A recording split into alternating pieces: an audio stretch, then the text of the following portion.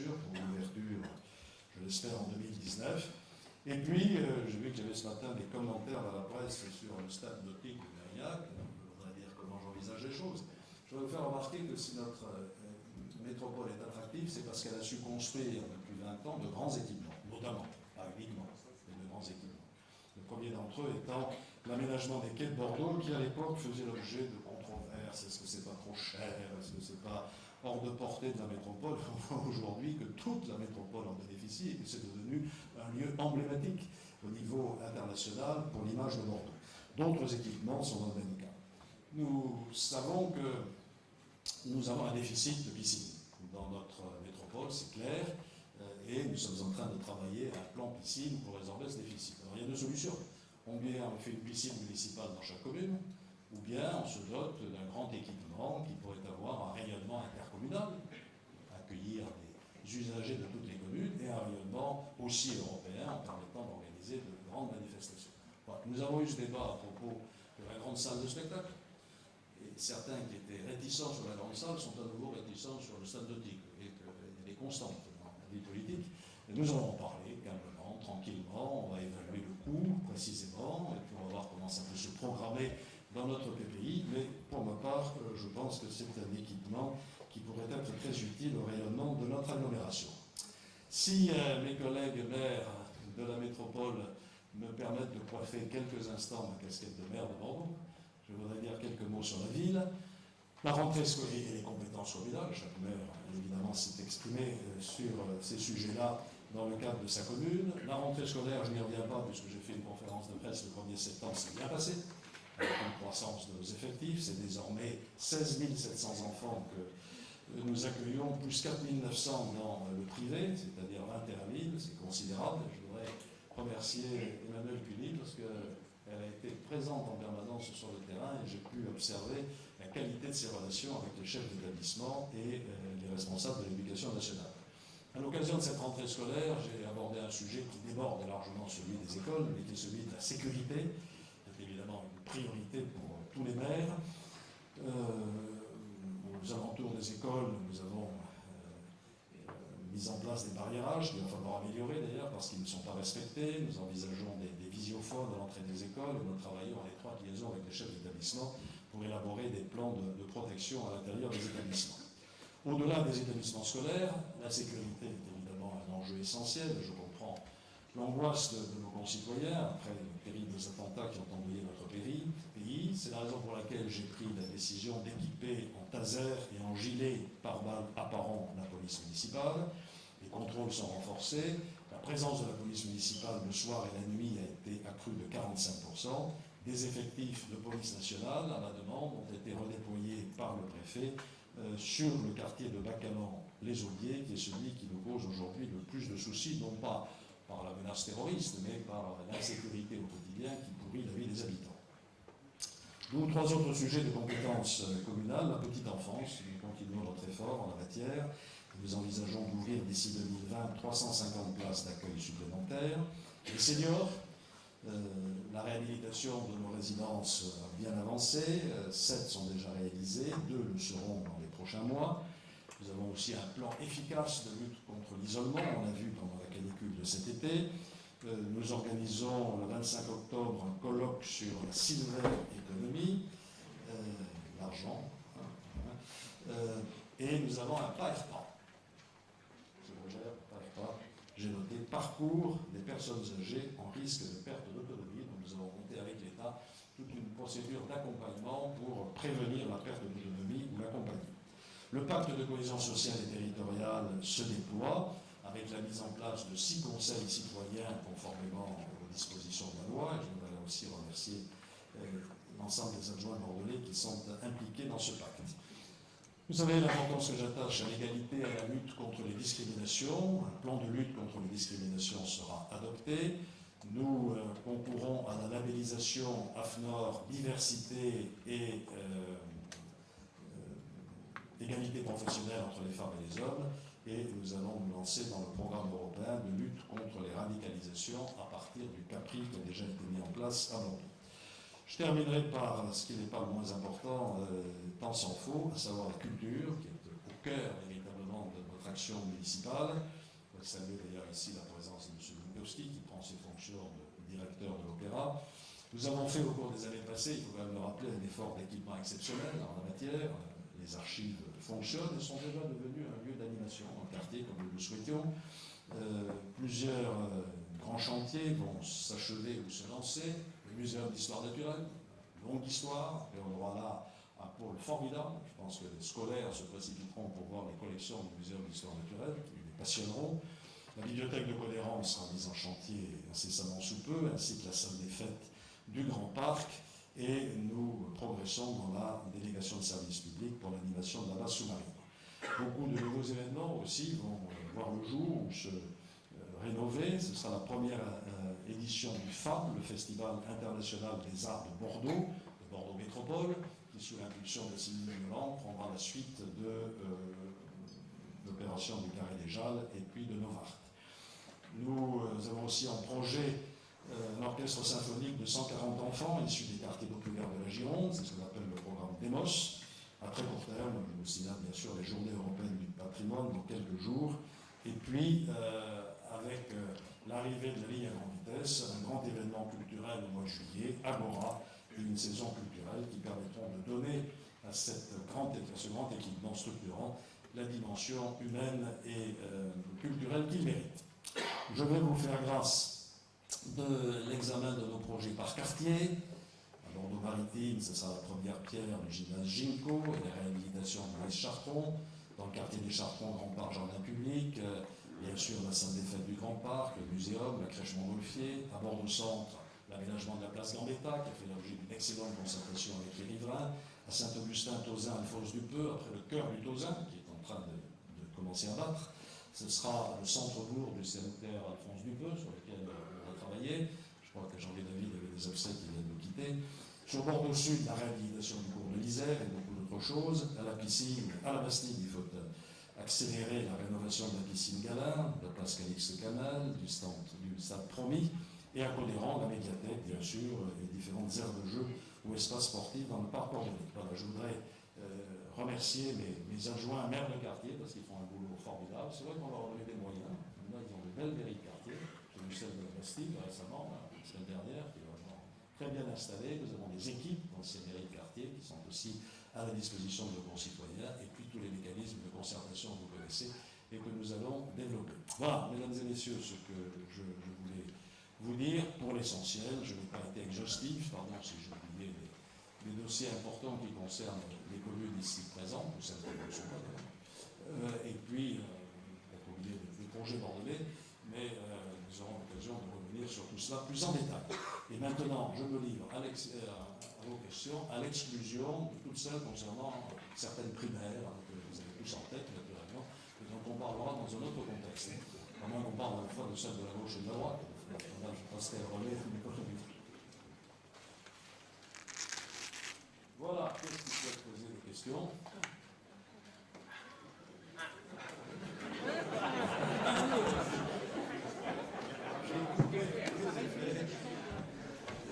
Bordeaux quand même, Bordeaux Métropole. Ah, je sais que ça préoccupe beaucoup. Je vous rappelle que j'étais pendant 2 ans Premier ministre et maire de Bordeaux et j'ai géré mon emploi du temps. Ça n'a pas été une période, d'attentisme à Bordeaux. Je vous rappelle que j'étais pendant 2 ans ministre de la Défense et ministre des Affaires étrangères et j'ai géré mon emploi du temps. Alors évidemment, j'ai la malchance d'avoir à Bordeaux 2 ou 3 opposants qui se lèvent chaque matin en se demandant quelle est la méchanceté qu'ils peuvent m'envoyer. Ce n'est pas ma conception de la vie politique, ni de la vie tout court d'ailleurs, parce que ça doit aigrir les tempéraments. Bon, écoutez, on n'est pas encore au stade où on va être obligé de publier matin, midi et soir l'heure à laquelle on se lève, l'heure à laquelle on se couche, voilà, l'heure à laquelle il n'y a plus de stress, etc. Donc, ce sont différentes méthodes. Pardon? Une question sur le serpent de mer du grand contournement. Semblerait que votre position évolue sur ce sujet.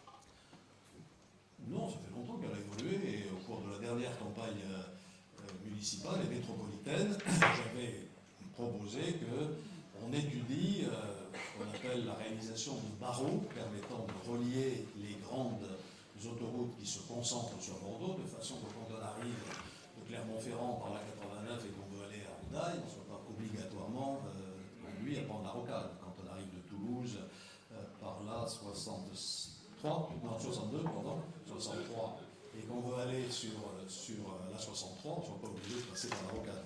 Cette idée progresse. J'en ai parlé avec le président du conseil régional, qui n'est pas fermé, c'est pas un projet de mandature, hein. Pour être clair, c'est pour plus tard. Achevons d'abord la mise à 2 fois 3 mois de la rocade, la réalisation de nouveaux échangeurs. Vous savez que la programmation de ce qui reste à faire entre l'échangeur numéro 10 et puis le pont d'Aquitaine est maintenant en cours, on s'est mis d'accord, c'est inscrit au contrat de plan État-région, donc il faut pousser les feux sur cette liaison-là, et comme je vous l'ai dit, on constate que la mise à 2 fois 3 mois a quand même fait reculer considérablement la congestion. Le bilan du constat, il est positif, il existe, il marche, il donne satisfaction, et il a attiré beaucoup de fréquentation. Parler du bilan du constat, c'est parler des résultats des Girondins, mais là, vous savez que j'ai toujours été très prudent. Bonjour, sur le dossier des infrastructures, ici Monsieur le maire, bonjour.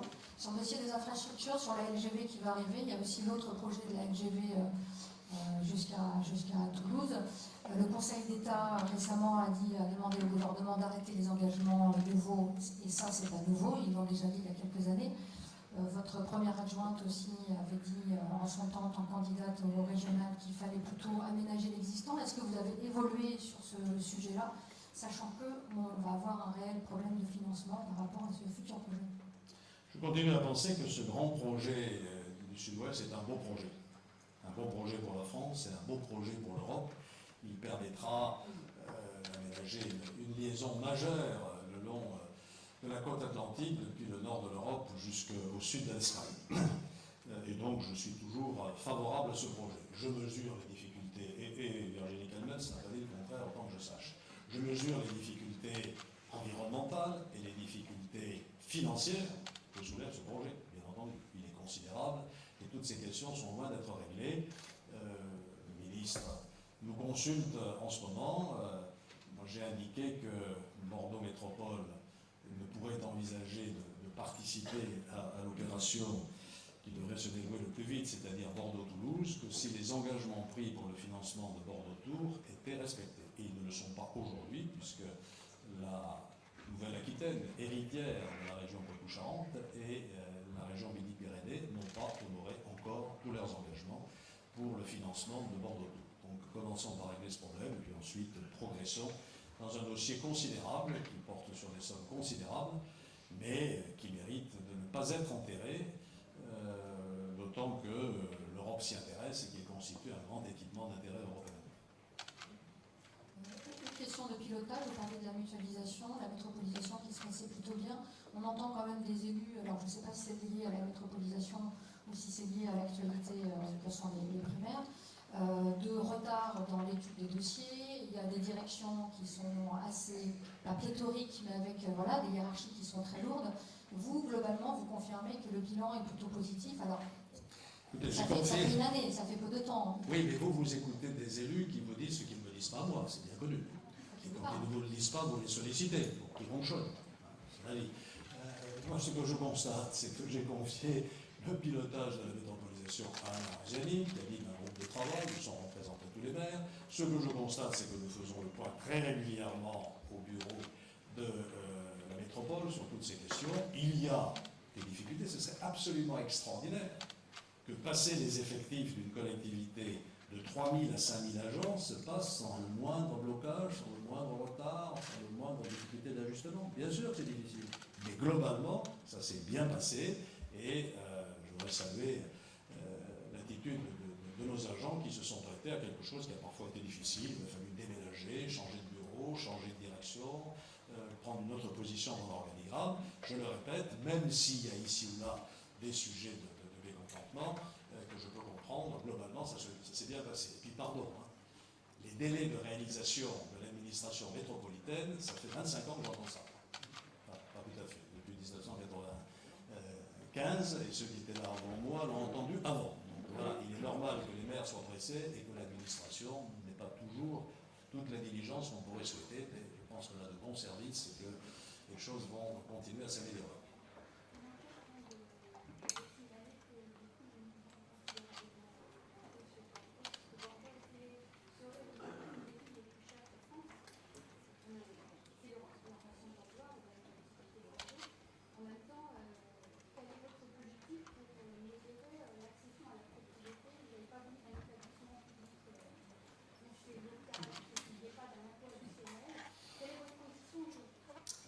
nostalgie, c'est quelque chose qui est très présent dans beaucoup d'esprits. C'était bien en 95. Effectivement, les prix étaient bas, Bordeaux se vidait, Bordeaux avait perdu près de 100 000 habitants tout au long du XXe siècle.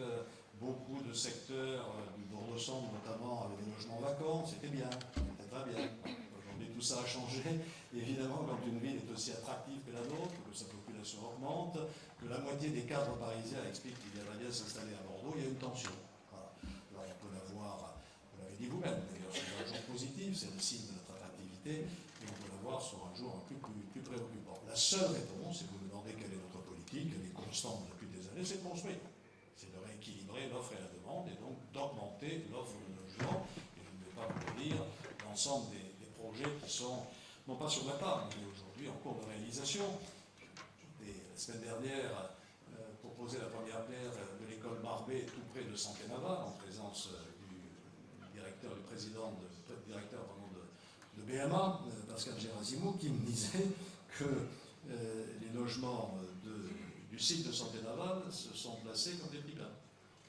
Et beaucoup plus rapidement qu'on ne l'aurait pensé, si bien que l'opération va sans doute gagner 1 an sur le calendrier initialement prévu. Donc vous voyez qu'on construit, on va continuer à construire, on construit aujourd'hui au minimum 25% de logements sociaux. Nous nous sommes donné des objectifs pour être dans les clous en 2025. Le préfet constate d'ailleurs que pratiquement aucune de nos communes n'est en situation de carence, par le contrôle de Jean Touzeau. Donc nous continuons cette politique de développement de l'offre pour tous les publics. Le PLAI a vu sa proportion sensiblement augmenter dans les logements sociaux. Le plus difficile, je le reconnais, c'est le logement intermédiaire.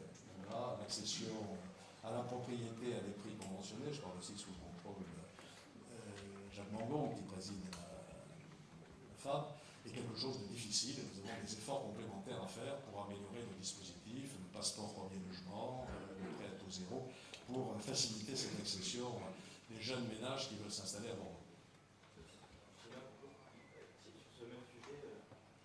Bonjour, sur ce même sujet, Thierry Repentin a déclaré récemment que l'État serait prêt à céder davantage de terrain sur la métropole à condition que des logements sociaux s'y construisent, mais également que l'État pourrait aussi, pas réquisitionner, mais en tout cas geler des terrains privés pour essayer de contrôler les prix. Qu'est-ce que vous avez pensé de ces deux?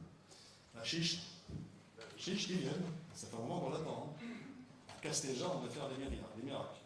Et céder ce site à des prix tels qu'on allait y faire beaucoup de logements sociaux pas très denses. Le résultat, c'est que ce site a été vendu cher par l'État et qu'on est aujourd'hui confronté à la gestion d'un projet qui est extrêmement dense, où il y aura du logement social, naturellement, mais malheureusement, les réalités n'ont pas suivi les annonces. Que l'État nous cède l'espace que nous attendons depuis très longtemps dans le quartier de Renaudel, pour construire du logement social et déménager l'école de formation de l'Office national des anciens combattants. On est prêts, ça fait 7 ou 8 ans que j'attends. J'ai commencé la négociation quand j'étais ministre de la Défense. C'est pas bouclé. Que l'État fasse quelque chose sur le terrain Carpon-Tassigny, à Codéron. Donc voilà, je suis tout à fait disponible, mais pas uniquement pour des effets d'annonce. Pardon? Oui, il faudrait appliquer également, mais vous avez peut-être dans les communes aussi d'autres exemples politiques. Voilà. Monsieur le maire, vous disiez justement que la métropole est très attractive, attire beaucoup de cadres. Comment développer justement aussi le nombre d'emplois et les emplois très qualifiés pour que ces cadres qui se déplacent de Paris justement trouvent du travail et qui aussi du travail pour tout le monde? Sous l'impulsion de Virginie Calmels, qui est à la fois adjointe chargée de ces questions à la ville et vice-présidente également à la métropole et qui suit également ces questions à la région, nous avons entrepris de mettre à jour notre stratégie de développement économique. J'avais évoqué quelques points aujourd'hui. Quelle est la politique que nous menons? D'abord, réunir les conditions pour que les entreprises qui veulent s'installer à Bordeaux puissent le faire à des prix et dans des conditions avantageuses. Et ça, c'est notre politique des sites d'activité. Le principal, ce sera évidemment le centre d'affaires dont Bordeaux-Atlantique est porteuse autour de la gare et qui devrait attirer plusieurs dizaines de milliers de logements. Mais nous avons aussi d'autres sites essentiels. D'abord sur l'aéroport, avec le site de l'aéroparc qui est extrêmement attractif. Thales va achever très prochainement son nouveau bâtiment où il va accueillir je crois que c'est plus de 1000 salariés et 1000 chercheurs, mais d'autres implantations sont prévues sur ce site. Nous avons lancé aussi sur Talence et Campus le site de Bordeaux créatif, de la Vallée Créative pour attirer des entreprises.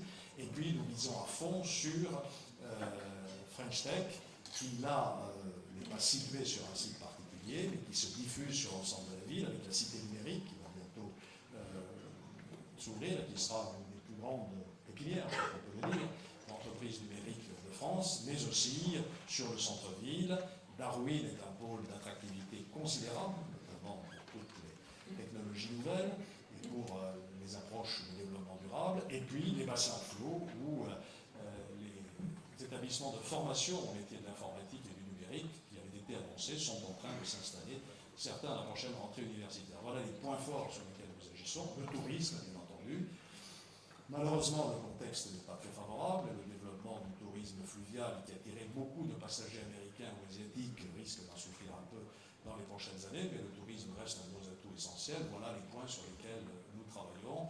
Maîtrise aussi de la fiscalité, je l'ai dit, et puis amélioration des infrastructures qui peuvent permettre à ces zones d'activité de fonctionner. J'ai parlé de la rocade, de ces échangeurs, de la desserte du site de l'aéroport, sur lesquels de nombreux travaux sont prévus. Je voudrais rajouter aussi que dans toutes nos opérations d'aménagement maintenant, où qu'elles soient, le logement comme dans l'arc de développement durable de la ville, nous avons le souci d'assurer la mixité sociale, mais aussi la mixité fonctionnelle. Donc, chaque fois, il y a des locaux d'activité pour les artisans, pour le commerce ou pour de la petite industrie. J'ai aussi parlé de notre politique de marketing territorial. Nous ne sommes pas très bons sur ce sujet, il faut bien le dire. Nous n'avons pas fait autant de progrès que Lyon ou quelques autres villes. On a fait quelques tentatives, osé Bordeaux, on a eu le courage d'oser, on n'a pas été tout à fait suivi. Mais en ce moment, dans le cadre de la mission attractivité qui est menée avec la Chambre de commerce, avec la région, avec BGI, avec la métropole, avec les communes concernées, nous sommes en train de définir une nouvelle politique de marketing territorial qui nous permettra d'être plus visible à l'international. Vous avez, dans le cas de Victoire à la primaire, vous avez préparé le terrain pour votre succession pour Mme Dalmels à la mairie de Bordeaux. Comment vous voyez les choses pour ce qui concerne la métropole? Ne soyez pas pressés, ne soyez pas impatients. On en reparlera le 27 novembre, si vous voulez bien, le cas échéant. Sur cette question, là, justement, l'opposition vous a titillé. J'ai une consoeur qui vous a posé la question sur les conseils municipaux, enfin un conseil municipal reporté, un autre annulé. Pourquoi ne pas, étant donné qu'elle est votre première adjointe, pourquoi ne pas demander à votre première adjointe de présider à la Parce que je suis là et que j'ai l'intention d'y rester. J'y reste. Je vous rassure. Quant à la querelle sur le déplacement des dates, écoutez, on est vraiment là en dessous du tapis. Hein. La région n'a jamais changé les dates de ses conseils régionaux? Jamais. Oui, mais c'est le contexte, vous savez Non, très bien. je ne veux pas me mettre sur ce terrain-là. Parlons des choses sérieuses, de ce qui concerne nos concitoyens, et pas du changement de calendrier des conseils municipaux. Ce n'est pas la première fois que ça arrive, et ce n'est pas la dernière. Juste une dernière question de femmes, enfin, au sujet de femmes, et qui est un peu nationale, vous ne répondrez pas. Vous avez réagi par rapport à NKM qui a un peu lancé une bouteille à la mer, mais qui a lancé un SOS en disant il faudrait que, étant donné qu'elle n'a pas toutes les signatures, qu'est-ce que vous en pensez, vous qui la connaissez? Là, on est dans la primaire, ma chère. Ah, pas complètement, c'est une question de femmes. Si. Et dans la métropole, nous sommes pour l'égalité entre les hommes et les femmes. Voilà. Dans nos conseils municipaux ou au conseil métropolitain. Non, juste, je vais me mettre en tort par rapport à ma ligne. Si j'ai souhaité que Nathalie Kosciusko-Morizet puisse réunir les conditions pour être candidate, c'est pas uniquement parce que c'est une femme, c'est aussi parce qu'elle a des idées et qu'elle apporte quelque chose au débat. Voilà, j'en dirai pas plus. Voilà, s'il n'y a pas d'autres questions sur Bordeaux, la métropole, nos villes, eh bien je vous remercie et je remercie tous mes collègues d'avoir assisté à cette présentation.